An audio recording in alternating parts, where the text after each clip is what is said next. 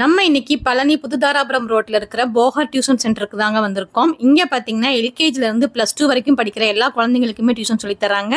அது போக இங்க நிறைய கோர்சஸ்மே கண்டக்ட் பண்றாங்க. சோ இந்த வீடியோவில் அங்க என்னென்ன பண்றாங்க அப்படிங்கறத டீடைல்டா பார்க்கலாம். இந்த போகர் டியூஷன் சென்டர் பாத்தீங்கன்னா நம்ம பழனி புதுதாராபுரம் ரோட்ல அன்னை மஹாலுக்கு மேல் மாடியில தாங்க இருக்கு. அதுதான் தெருவுக்கு 10 டியூஷன் இருக்கே, இதுல என்னமா ஸ்பெஷல் இருக்கு, நாங்க பக்கத்திலேயே கொண்டு போய் விட்டுருவோம் அப்படின்னு நீங்க யோசிக்கிறீங்களா? அதுதாங்க இல்ல. இந்த போகர் டியூஷன் சென்டர்ல பாத்தீங்கன்னா குவாலிஃபைடு அண்ட் எக்ஸ்பீரியன்ஸ்டு டீச்சர்ஸை வச்சு ப்ரொஃபஷனலா நடத்துறாங்க. அதுதான் இவங்களோட ஸ்பெஷலே. மேக்ஸ், பிசிக்ஸ், கெமிஸ்ட்ரி, அக்கௌண்ட்ஸ் இதுக்கு எல்லாத்துக்குமே தனித்தனியா டீச்சர்ஸ் இங்க இருக்காங்க. அது மட்டும் இல்லாம கிட்ஸுக்குமே இங்க தனித்தனியா டீச்சர்ஸ் இருக்காங்க. ரெகுலரா ஸ்கூலுக்கு போற ஸ்டூடெண்ட்ஸ்க்கு மட்டும்தான் இங்க டியூஷன் சொல்லி கொடுப்பாங்க அப்படின்னு நினைச்சுக்க வேண்டாம்.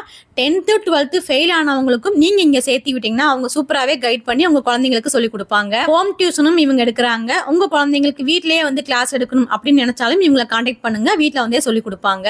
ப்ரொஃபஷனலான டீச்சர்ஸ் வச்சு இங்க கிளாஸ் எடுக்கிறனால இந்த மாதிரி உங்களுக்கு தியரி மாதிரி அழகா போர்டில் எக்ஸ்பிளைன் பண்ணி சொல்லி கொடுக்குறாங்க. இதனால உங்க குழந்தைங்களுக்கு ஈஸியா புரியுது. கிட்ஸுக்குமே இந்த மாதிரி ரீடிங் ப்ராக்டிஸ், ரைட்டிங் ப்ராக்டிஸ்மே கொடுக்குறாங்க. இது மட்டும் இல்லாம இங்க ஸ்போக்கன் இங்கிலீஷ்மே சொல்லி கொடுக்குறாங்க. உங்க குழந்தைங்க கிராமர்ல எல்லாம் வீக்கா இருந்தா கண்டிப்பா இந்த லீவ்லயே ஜாயின் பண்ணி விடுங்க. அது மட்டும் இல்லாம நைட் ஸ்டடியுமே இங்க கண்டக்ட் பண்றாங்க. எக்ஸாம் டயத்துல வீட்ல அவங்களுக்கு டிஸ்டர்பன்ஸா இருந்தா இவங்க கண்டக்ட் பண்ற நைட் ஸ்டடிக்குமே நம்ம அனுப்பலாம். இந்த டியூஷன் சென்டர்ல பாத்தீங்கன்னா ஒவ்வொரு ஃபெஸ்டிவல் சமயத்திலயும் இந்த மாதிரி ஈவெண்ட் எல்லாம் கண்டக்ட் பண்றாங்க. குழந்தைங்களோட டேலண்ட்டை வெளியே கொண்டு வர மாதிரி ஸ்பீச் போட்டி நிறைய காம்படிஷன்லாம் வச்சு பிரைசஸ் கொடுத்து என்கரேஜ் பண்றாங்க. ஸோ இதுவுமே ஒரு நல்ல ஆப்பர்ச்சுனிட்டி குழந்தைங்களுக்கு. ஸ்கூல்ல தான் இந்த மாதிரி ஃபங்க்ஷன்லாம் வைப்பாங்க. பட் இவங்க டியூஷன் சென்டர்லயும் பாத்தீங்கன்னா இந்த மாதிரி காம்படிஷன், டான்ஸ் எல்லாமே வைக்கிறாங்க. இங்க ஸ்டூடெண்ட்ஸ்க்கு மட்டும் இல்லைங்க, நிறைய ஹவுஸ் ஒய்ஃப் வந்து இந்த டிஎன்பிஎஸ் எக்ஸாம்க்குலாம் அப்ளை பண்ணிருப்பாங்க.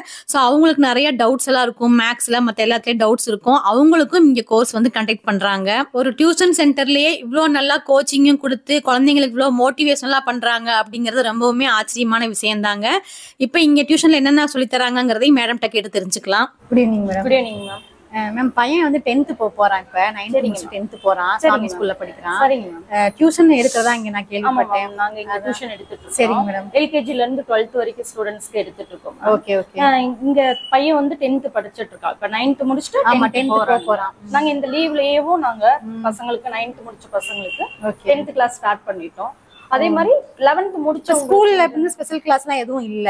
பட் நீங்க வந்து இப்ப 10th எடுக்கறீங்க. ஆமா, நாங்களே எடுக்கிறோம். 10th-க்கும் எடுக்கிறோம், 12th அதாவது 11th கம்ப்ளீட் பண்ணிட்டு 12th போற ஸ்டூடண்ட்க்கும் எடுக்கிறோம். ஓகே. 9th முடிச்ச ஸ்டூடண்ட்க்கு 10th போர்ஷன் நாங்க இப்பயே ஸ்டார்ட் பண்ணிட்டோம். ஏன்னா ஸ்கூலுக்கு போறதுக்கு முன்னாடியே நம்ம ஸ்டார்ட் பண்ணிட்டோம்னா பசங்களுக்கு அந்த பய உணர்வு இருக்காது. அது முன்னாடியே படிச்சிட்டாங்கன்னா அங்க போய் ஈஸியா இருக்கும் இல்லையா? சோ நீங்க இங்க கிளாஸ் மாதிரியே சொல்லி கொடுத்துறீங்களா? கிளாஸ் மாதிரியே எடுத்துட்டு இருக்கோம். சயின்ஸ்க்கு ஸ்டாஃப் இருக்காங்க, இங்கிலீஷ்க்கும் அதே மாதிரி ஸ்டாஃப் இருக்காங்க, சயின்ஸ்க்கு இண்டிவிஜுவல் ஸ்டாஃப் இருக்காங்க. ஒவ்வொரு சப்ஜெக்ட்டுமே நம்ம கிட்ட இண்டிவிஜுவல் ஸ்டாஃப் இருக்காங்க. மேத்ஸ்னா அது தனியா ஸ்டாஃப் இருக்காங்க. ஓகே. அப்ப மேத்ஸ்ல கொஞ்சம் வீக்கா இருந்தா நீங்க தியரியா சொல்லி கொடுத்துருவீங்க. தியரியானா ஃபர்ஸ்ட் பையன் எந்த மாதிரி இருக்கிறான்றது, ஏன்னா நீங்க பையனை ஒரு மாதிரி அப்சர்வ் பண்ணிருப்பான், அவன் ஸ்கூல்ல ஒரு மாதிரி இருப்பான். ஃபர்ஸ்ட் பையன் எப்படி இருக்கிறான், எந்த கேட்டகரியில இருக்கான்றத நம்ம தெரிஞ்சுட்டானா அவன்கிட்ட ஈஸியா நம்ம எப்படி கிளாஸ் எடுக்க முடியும், எப்படி அவனை ரீச் பண்ணி நம்ம கொண்டு வர முடியும் அப்படின்றது வந்து நம்மளுக்கு தெரியும். அதனால ஒரு 15 days எங்களோட மெத்தடாலஜில அவன் எந்தெந்த பாயிண்ட்ல வீக்கா இருக்கிறான், பேசிக்ஸ் எல்லாம் அவன் தெளிவா இருக்கிறானா அப்படின்னு பார்த்துட்டு தான் நம்ம நெக்ஸ்ட் லெவல் போக முடியும். ஏன்னா என் பையன் என்னன்னா எக்ஸாம் அப்ப நிறைய யூடியூப் பார்த்து தான் மேக்ஸ் சம் கத்துக்கிறான். ஏன்னா நிறைய 10th மேக்ஸ் எனக்கே தெரியாது. சோ அவன் என்ன பண்றான்னா யூடியூப்ல பார்த்து செல்லு நோண்டாதேன்னா நான் யூடியூப்ல சம் பாக்குறேமா அப்படின்னு சொல்லுவான். ஏன்னா அவங்க வந்து ஸ்கூல்ல சொல்லி கொடுக்கறது மேபி புரியலையா. அதாவது ஒவ்வொரு மெத்தடாலஜி இருக்கு. இப்ப நம்ம எடுக்கிறோம்னா ஒரு ஃபுல் பேஜ் நம்ம கிளாஸ் நம்ம ஒரு மேக்ஸ் சம் சால்வ் பண்றதுக்கும் ஷார்ட்கட் மெத்தட்ல சால்வ் பண்றதுக்கும் உங்களுக்கு வே ஆஃப் மெத்தட் வேற மாதிரி இருக்கும் இல்லையா? இப்ப அந்த பையனுக்கு வந்து ஃபர்ஸ்ட் நம்மளுக்கு அவனுக்கு ஒரு அடிஷனா இருக்கட்டும், ஒரு சப்ட்ராக்ஷன், மல்டிப்ளிகேஷன் தெரிஞ்சா மட்டும்தான் அவன் இந்த சம்ஸே போடுவான்.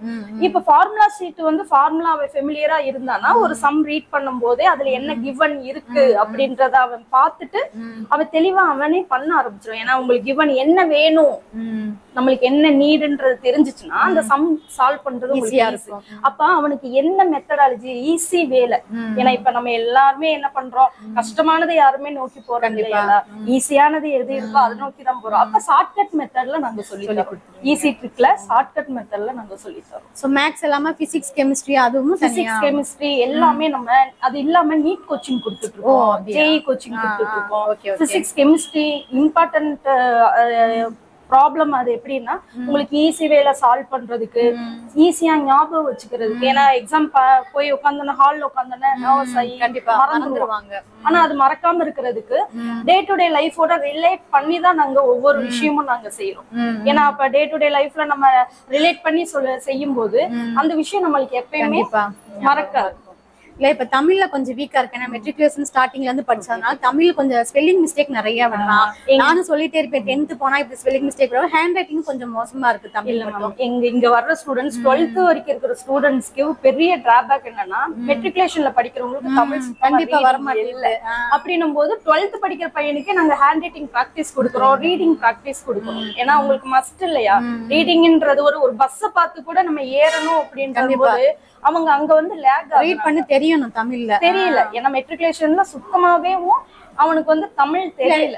அப்படியே ரீட் பண்ணா கூட ஸ்பெல்லிங் மிஸ்டேக் விட்டுறாங்க. இந்த ஒத்த சொல்லி கும்ப போறதுல ரெட்ட சொல்லி கும்ப அப்படிலாம் நிறைய அதெல்லாம் உங்களுக்கு அந்த டிஃபரன்ஸ் தெரிய மாட்டேங்குது. கண்டிப்பா அப்ப அந்த விஷயங்கள்லாம் நம்ம ரீடிங் கொடுக்கணும், பிராக்டிஸ் கொடுக்கணும். ஹேண்ட் ரைட்டிங் அதே மாதிரி வே ஆஃப் பிரசன்டேஷன் நல்லா இருந்தாதான் உங்களுக்கு ஸ்கோர் பண்ண முடியும். Okay okay. உங்களுக்கு பிரசன்டேஷன் தெளிவா இல்லைன்னும் போது அங்க மார்க் உங்களுக்கு வந்து டவுன் ஆகும். ஒரு ½ மார்க்ன்றது எவ்வளவு பெரிய வேல்யூ. கண்டிப்பா. அப்ப வே ஆஃப் பிரசன்டேஷன் இருக்கணும், ஹேண்ட் ரைட்டிங் நல்லா இருக்கணும். அப்ப நாங்க இங்க வர்ற ஸ்டூடெண்ட்ஸ்க்கு எக்ஸ்ட்ராவா, அதாவது சப்ஜெக்ட தவிர்த்து எக்ஸ்ட்ராவா ஹேண்ட் ரைட்டிங் பிராக்டிஸ் கொடுக்குறோம், ரீடிங் பிராக்டிஸ் கொடுக்குறோம். ஏன்னா அது மெயினா என்ன எல்லாத்துக்குமே வேணும். அது இல்லாம நம்ம வந்து உட்கார்ந்து சப்ஜெக்ட் மட்டும் முடிக்கிறது வந்து எந்த யூஸும் மக்கப் பண்ணி எழுதவே எந்த யூஸுமே இல்ல. ஏன்னா அவன் ஃபர்ஸ்ட் கான்செப்ட் அண்டர்ஸ்டாண்ட் பண்ணாதான் அவன் அங்க போய் எழுத முடியும். மக்கப் பண்ணிட்டு போறானா இடையில ஒரு வேர்டு மறந்துட்டாலும் அவனா ஓனா எழுத தெரியும் இல்லையா? அந்த அளவுக்கு கான்செப்ட் தெரிஞ்சாலே நம்மளே அதை இன்னோவேட் பண்ணி ரைட் பண்ணிக்கலாம். ஏன்னா எனக்கு இப்ப 10th சரி கொஞ்சம் நம்ம நிறைய பக்கம் சர்ச் பண்ணிட்டு எங்க பெஸ்டா இருக்கும் அங்க சேர்த்து விடலாம் அப்படின்ட்டு தான் நான் யோசிச்சுட்டு இருந்தேன். ரீசெண்டா தான் நான் கேள்விப்பட்டேன். சரி உங்ககிட்ட பேசிட்டு வந்து அப்புறம் ஜாயின் பண்ணலாம். அப்ப லீவ்ல இருந்தே இப்ப லீவ்ல இருந்தே நாங்க டைமிங் எந்த டைமிங் நீங்க 5:30 to 9:30 ஈவினிங் 5:30 நம்ம சென்டர் டியூஷனை பொறுத்த வரைக்கும் எப்படின்னா டைம் வந்து உங்களுக்கு புரியுது. ஏன்னா 1 hour 2 hours இல்ல. அவங்களோட கன்வீனியன்ட் டைம் ஒவ்வொரு ஸ்கூலும் ஒவ்வொரு மாதிரி ஸ்டூடெண்ட்ஸ்களுக்கு வந்து விடுவாங்க. அப்படின்னும் போது அவங்களுக்கு நாங்க 5:30 to 9:30 வரைக்குமே ஸ்டூடெண்ட்ஸ் இருக்கு. இது இல்லாம நாங்க என்ன பண்றோம்னா நைட் ஸ்டடி வைக்கிறோம். அதாவது பப்ளிக் எக்ஸாம் வந்து March April 10th 12th call for பண்ணோன்னே ஜனவரியில இருந்தே நாங்க நைட் டியூஷன் வைக்க ஆரம்பிச்சோம். இப்ப நைட் டியூஷன் எப்படி வைக்கிறோம்னா இப்ப சென்டர்ல இருந்து 9 o'clock அவங்க வீட்டுக்கு போறாங்கன்னா ஒரு ½ hour ரெஃப்ரெஷ் ஆயிட்டு அவங்க வந்துருவாங்க. 9:30 to 12 o'clock வரைக்கும் படிப்பாங்க. Okay. Again 5 to morning early morning 5 o'clock 4:30 எல்லாம் நாங்க எழுப்பி விட்டுருவோம். கண்டிப்பா எந்திரிக்க மாட்டாங்க. நாங்க சொன்னாலும் கேட்க மாட்டாங்க. பேரண்ட்ஸ் மேக்ஸிமம் வந்து நம்ம டியூஷனை வந்து ப்ரிஃபர் பண்றதுக்கு ஒரே ஒரு ரீசன் என்னன்னா நைட் டியூஷன். எல்லா பக்கம் டியூஷன்ல அப்படி பண்றது இல்லைங்களா? அதனாலதான் எங்களுக்கு ஸ்ட்ரென்த் வர்றதுக்கு ரீசனே. மார்னிங் 4:30 வந்தாங்கன்னா 7:30 வரைக்கும் படிப்பாங்க. போக முடியற ஸ்டூடெண்ட்ஸ் பஸ் வசதி இருக்கிறவங்க போயிருவாங்க. சப்போஸ் போக முடியல அப்படின்னும் போது இங்கேயே ஸ்டே பண்ணி படிக்கவும் ஆரம்பிச்சிருவாங்க. மெயின் ரீசன் வந்து எங்களுக்கு நைட் ஸ்டடின்றதுனாலதான் எங்களுக்கு ஸ்டூடெண்ட்ஸ் அதிகமா வர்றது. ஏன்னா வீட்டுல இருந்தா மொபைல் கண்டிப்பா எந்திரிக்க மாட்டாங்க. நமக்கு அது ஒரு பர்டனா இருக்கும். காலை எழுப்பணும் படிக்கணும் அப்படின்னா எந்திரிக்கவே மாட்டாங்க. உங்ககிட்ட இருந்தா அதுவும் ஃப்ரெண்ட்ஸோட இருந்தாங்கன்னா கண்டிப்பா படிக்க ஆரம்பிச்சிருவாங்க இல்லையா? ஏன்னா ஒரு போட்டி இருக்கும். கண்டிப்பா அது ஒண்ணு இருக்கும். ஒரு கம்பைன் ஸ்டடி இருக்கும்போது அவங்களுக்கு இன்ட்ரெஸ்டா படிப்பாங்க. ஜெலஸ் இருக்கும்போது உங்களுக்கு அதோட ஸ்பிரிச்சுவல் உங்களுக்கு ஸ்பீடு வந்து வேற மாதிரி இருக்கும். இப்ப வேற என்னென்ன கோர்ஸ் மேடம் நீங்க இங்க இப்ப சொல்லி கொடுத்துட்டு இருக்கீங்க? மேம் இங்க ஹேண்ட் ரைட்டிங் கொடுத்துட்டு இருக்கோம், ரீடிங் கொடுத்துட்டு இருக்கோம் மேம். எல்கேஜி யூகேஜி பிள்ளைங்களுக்கு வந்து கேஜில இருந்தே இங்க டியூஷன் எடுத்துருக்காங்க.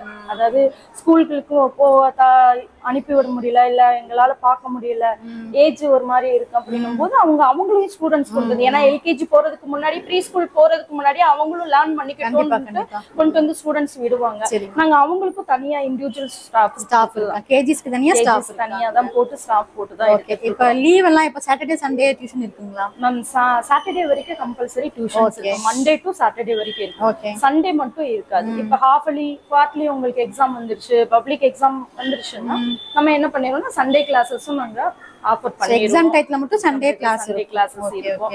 சிபிஎஸ்இ ஸ்டூடண்ட்ஸ் இருக்காங்க. சிபிஎஸ்இ ஸ்டூடண்ட்ஸ் இங்க நீங்க அதாவது தமிழ் மீடியம் மெட்ரிகுலேஷன் சிபிஎஸ்இ எல்லா ஸ்டூடண்ட்ஸ்க்குமே நாங்க எடுக்கிறோம். இது இல்லாம பாலிடெக்னிக் சிபிஎஸ்இனா வேற மாதிரி சிலபஸ் இருக்கும் இல்லையா? என்சிஆர்டி தான். சோ அவங்களுக்கு தனியா ஸ்டாஃப் நீங்க அவங்களுக்கு தனியா ஸ்டாஃப் எடுப்பாங்க. Okay okay. ஏன்னா அது மெட்ரிக்கும் அவங்களுக்கு டிஃபரெண்டா தான் இருக்கும். அதனால அவங்களுக்கு தனியா ஸ்டாஃப்ஸ் வந்து இருப்பாங்க. Okay okay. இந்த கிளாஸ் வந்து உங்களுக்கு தனித்தனியா தான் எடுப்போம். 11th தனியா 12th தனியா. இதுலயே எப்படின்னா தமிழ் மீடியத்துக்கு தனியா எடுப்போம், இங்கிலீஷ் மீடியத்துக்கு தனியா எடுப்போம், சிபிஎஸ்இக்கு தனியா எடுப்போம். தனியா எடுத்தா ஏன்னா தமிழ் மீடியம் ஸ்டூடண்ட்ஸ்க்கு நம்மளுக்கு அவங்களுக்கு தெரியும்ல, இங்கிலீஷ் நம்ம டேர்ம் யூஸ் பண்ணுவோம் செய்வோம், அவங்களுக்கு புரியாது. அப்ப அவங்களுக்கு புரியுற மாதிரி போது Tamil medium students 10th 12th எல்லாத்துக்குமே தனியா எடுப்போம்.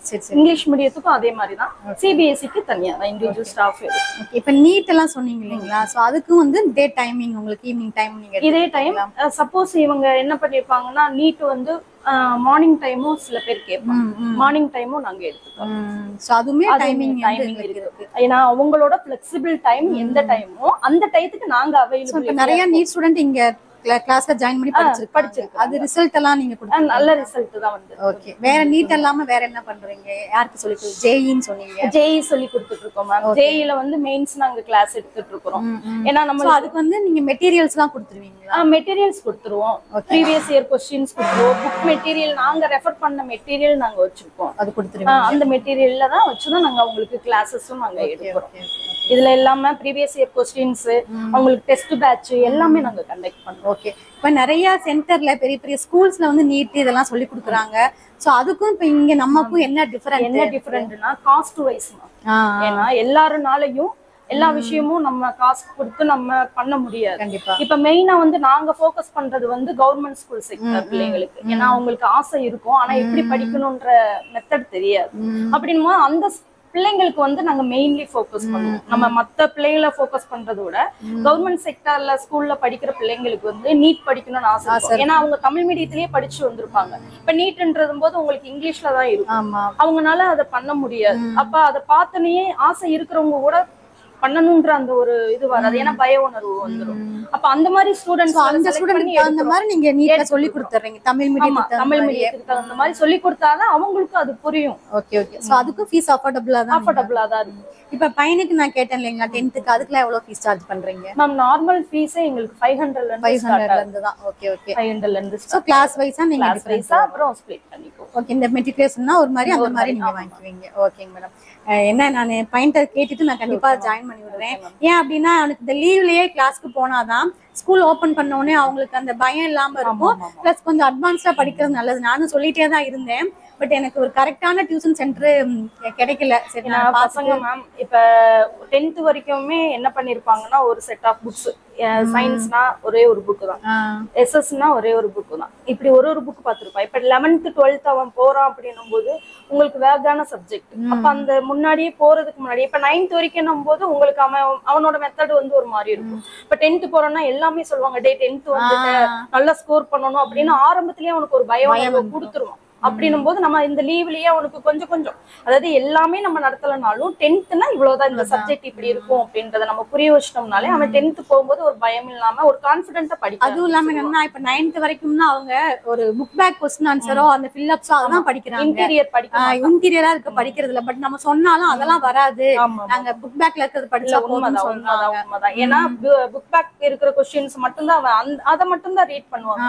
புக்கின்ல என்ன கொடுத்திருக்கான்ற கான்செப்ட் கூட ரீட் பண்ண மாட்டாங்க. ஆனா அந்த ரீட் பண்ணா மட்டும் தான் நம்ம என்ன சாப்டர் படிக்கிறோம், அந்த லெசனோட நேம் என்னன்னு தெரியும். இல்ல கண்டிப்பா அதுக்குள்ள இருந்து क्वेश्चन கேட்டா இன்டீரியர் வரும் இல்லையா? அப்ப இன்டீரியர் வரும்போது இன்டீரியரையும் நம்ம படிக்கணும் அப்படின்றது இப்ப இருந்தே நம்ம கொண்டு வந்துட்டோம்னா அவன் பெரிய பர்டனா நினைக்க மாட்டான். ஏன்னா உங்களுக்கு 10th கிளாஸ் போயிட்டாங்கன்னா ஃபாஸ்ட் வேல போர்ஷன் முடிக்கணும், அவங்கள படிக்க வைக்கணும்னு ஒரு ஸ்ட்ரெஸ் கொடுக்க ஆரம்பிச்சிருவாங்க. பேரண்ட்ஸ் ஒரு வழியா ஸ்ட்ரெஸ் கொடுப்பாங்க, சரௌண்ட் சர்க்கம்டன்ஸ்ல இருக்கவங்க ஒரு ஸ்ட்ரெஸ் கொடுப்பாங்க.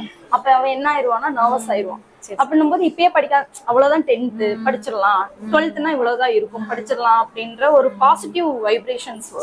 அதனாலதான் நாங்க இந்த லீவ்லயே நாங்க நல்லதுதான் லீவ்ல. ஏன்னா அவங்களுக்கும் நிறைய செல்போனுக்கு அடிக்ட் ஆயிட்டே இருக்காங்க. மெயின் ரீசன் என்ன ரீசன்னா டியூஷன் கொண்டு வந்து விடுறது, வீட்டுல இருந்தா மொபைல் பாக்குறாங்க. அதுதான் அதனாலதான் பேரண்ட்ஸ் அந்த படிச்சதே மறந்துடுறாங்க. 9th என்ன படிச்சோங்கிறத இந்த 1.5 monthsல மறந்துடுறாங்க. சோ அந்த டச்சிங் இருந்துட்டே இருக்கணும் அவங்களுக்கு படிக்கிறதுல. அதனாலதான் ஏன்னா பையன் வர்றானா ஒரு 1 or 2 hours ஆவது அவன் வேலையில அவன் டைம் ஸ்பெண்ட் பண்ணணும் அப்படின்றதுக்காண்டிதான் நீ மொபைலே பார்க்க வேண்டாம், நீ போய் புக்க ஜஸ்ட் அவன் உட்கார்ந்து மக்கப் பண்ண வேண்டாம், ரீட் பண்ணாலே போதும். ஏதாவது ஹேண்ட் ரைட்டிங் கூட பழகிக்கலாம். ரீட் பண்ணாலே அவன் உட்கார்ந்து படிக்க ஆரம்பிச்சான். அதோட தாகம் அவனுக்கு எடுக்க ஆரம்பிச்சிடும். ரீட் பண்ண என்ன ஆகும்னா நம்ம தாகம் எடுத்தாதான் தண்ணி குடிக்கணும் அப்படின்ற மாதிரி அவனுக்கு அந்த தாகம் வர ஆரம்பிச்சிருச்சுன்னா நம்ம உட்காந்து படிக்கலாம் அப்படின்ற அந்த இன்ட்ரெஸ்ட் வந்து. மேடம் இப்ப நீங்க ஸ்கூல் ஸ்டூடெண்ட்ஸ்க்கு மட்டும் தான் எடுக்கிறீங்களா? இப்ப நிறைய பேர் இந்த டிஎன்பிஎஸ் எக்ஸாம் எல்லாம் படிக்கிறாங்க, பட் அவங்களுக்கு சரியான ஒரு கோச்சிங் சென்டர் இல்லாம இருக்காங்க, அவங்களுக்கு எல்லாம் சொல்லி கொடுப்பீங்க? ஆமாங்க. அதுல எந்த மாதிரினா இப்ப தமிழ்னா மேக்ஸிமம் அவங்களே ரீட் பண்ணி படிப்பாங்க. இப்ப ஹவுஸ் ஒய்ஃப்ல இருக்கிறவங்க எல்லாம் மேக்ஸிமம் 10th முடிச்சிருப்பாங்க, காலேஜ் முடிச்சுட்டு ஃபேமிலி இதுல வந்திருப்பாங்க, கொஞ்சம் கேப் ஆயிருக்கும். அப்ப அவங்களுக்கு எல்லாம் எதை பார்த்தா பயமா இருக்குன்னா இப்ப தியரி பார்த்து யாரு வேணும் அவங்களே ரீட் பண்ணி கூட படிச்சுக்குவாங்க, மக்கப் பண்ணிக்குவாங்க. இப்ப மேக்ஸ்ன்னு எடுக்கும் போது யாராவது நம்மளுக்கு சொல்லி கொடுத்தாங்க, அவங்க கோச்சிங் சென்டர் போகும்போது கோச்சிங் சென்டர்ல உங்களுக்கு கிளாஸ் எடுத்துட்டு இருப்பாங்க, அவங்க இவங்களுக்கு ஒரு மாதிரி என்ன சொல்றதுன்னா சீக்கிரமா பிக்கப் பண்ண முடியாது, புரியாது, ஏன்னா கேப் அதிகமா விட்டதுனால. அப்ப அந்த மாதிரி இருக்கிற ஹவுஸ் ஒய்ஃப்களுக்கும் நாங்க மேக்ஸ் சொல்லி தரோம். அந்த மாதிரி ரீசனிங் ஆப்டிடியூட் எல்லாம் நாங்க இங்கேயும் சொல்லி தரோம். அதே ஹவுஸ் ஒய்ஃப் நிறைய இங்க வந்து மேக்ஸ் கத்துக்கிட்டு போறாங்க குரூப் எக்ஸாமுக்கு படிக்கிறதுக்கு. அந்த 25 மார்க்ன்றது குரூப் எக்ஸாம்ல வந்து இம்பார்ட்டன்ட் ஒன்னு ஆயிடுச்சு. அதனால அவங்க அந்த மேக்ஸ் கத்துக்கிறதுக்கும் நம்ம கிட்ட வர. சோ வேற டவுட்னாலும் அதுல நீங்க நாங்க சொல்லி மேக்ஸ் இல்லாம வேற மேக்ஸ் இல்ல, மேக்ஸ் வந்து மெயினா மேக்ஸ்க்கு தான் அதிகமா கேட்டு வந்திருக்காங்க.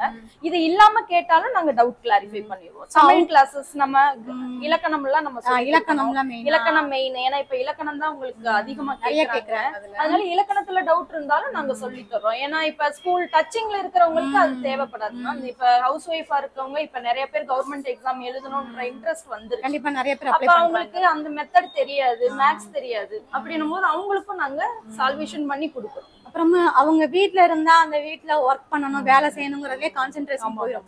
இந்த மாதிரி ஒரு இடத்துக்கு வந்தாங்கன்னா அந்த ஒரு 2 hours ஸ்பெண்ட் பண்ணி அவங்க படிப்பாங்க. மேம் அட்டெண்ட் பண்ணணும்னு ஆசை இருக்கும், மேக்ஸ பார்த்தோன்னு பயம் வந்துரும்.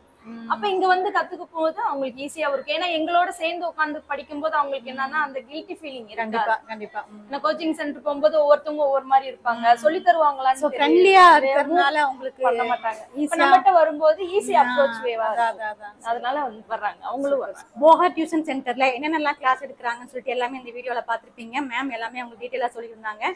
எல்கேஜில இருந்தே +2 வரைக்குமே இங்க கிளாஸ் எடுத்துட்டு இருக்காங்க. அது மட்டும் இல்லாம நீட் ஜேஇ கோர்ஸுமே இங்க சூப்பரா சொல்லி கொடுத்துட்டு இருக்காங்க. அதுவும் பாத்தீங்கன்னா அஃபோர்டபுள் பிரைஸ்ல தாங்க சொல்லி கொடுத்துட்டு இருக்காங்க. கண்டிப்பா ஒரு தடவை வந்து நீங்க என்கொயரி பண்ணுங்க. நிறைய இப்ப ஸ்கூல் லீவ் விட்டாச்சு, பிள்ளைங்க எல்லாம் நிறைய மொபைல் பார்த்துட்டு வீட்லயே சும்மா தான் இருக்கீங்க. ஸோ எல்லாருமே இந்த லீவ்லயே நீங்க 10th +2 போறவங்க ஜாயின் பண்ணிக்கோங்க. ஏதாவது டீடைல்ஸ் வேணும்னா ஸ்கிரீன்ல இருக்கிற நம்பருக்கு கால் பண்ணுங்க, உங்களுக்கு எல்லா டீடைல்ஸுமே சொல்லுவாங்க. இந்த வீடியோ பிடிச்சிருந்தா லைக் பண்ணுங்க, ஷேர் பண்ணுங்க, கமெண்ட் பண்ணுங்க. நன்றி, வணக்கம்.